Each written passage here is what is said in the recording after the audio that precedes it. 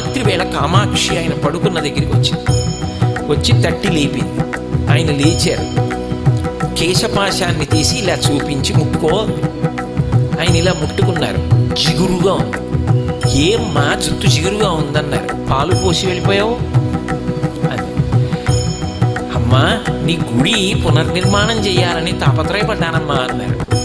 ఏమయ్యా గుడి పునర్నిర్మాణం చేయడానికి నువ్వు సంపాదించాలా? నన్ను అడిగితే నేను ఇవ్వను.